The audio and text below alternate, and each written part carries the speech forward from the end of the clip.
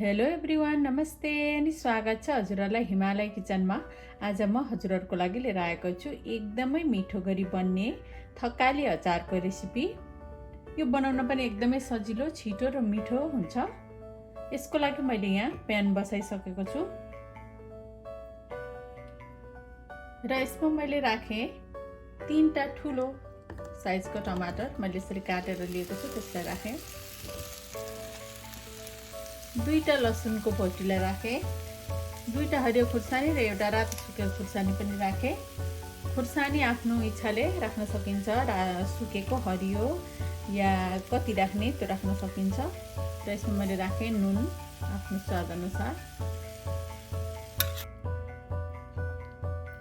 अब यसलाई छोपेर मिडियम टु लो हिटमा पकाउनु पर्छ। पहिला यसमा हामीले तेल या पानी केही पनि राख्दैनौँ।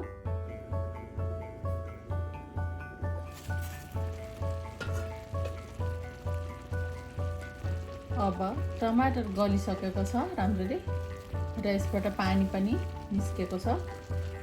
अब यसलाई नछोपिकन मिडियम टु हाई हिटमा केही बेर पकाएर यो पानी सुकाउनु पर्छ।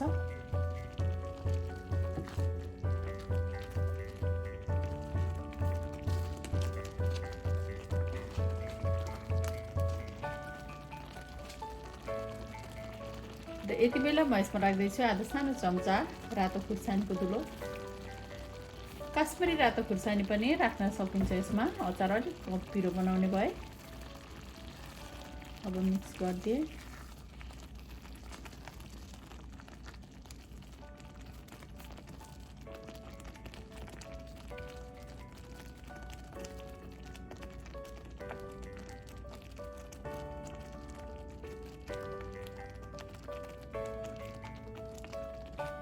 थकाली अचार चाहिँ यसै गरी पानी तेल नराखिकन बनाइन्छ टमाटरमा।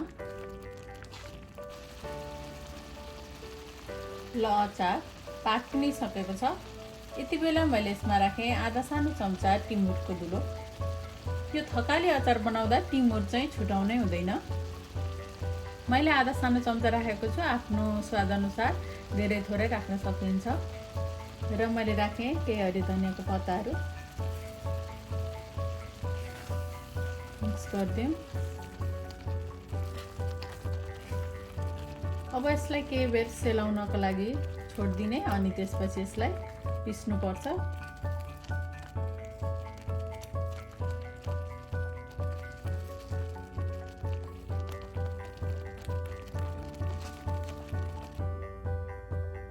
र म अब यसलाई मिक्सी जारमा राखेर पिस्दैछु। यसलाई एकदमै मसिनो गरेर पनि पिस्नु हुँदैन।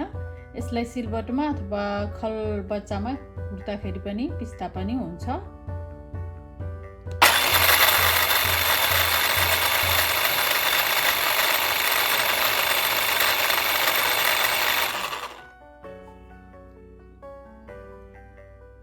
ल पिरो पिरो मिठो अचार, थकाली अचार अब बनेर खानको लागि रेडी भएको छ।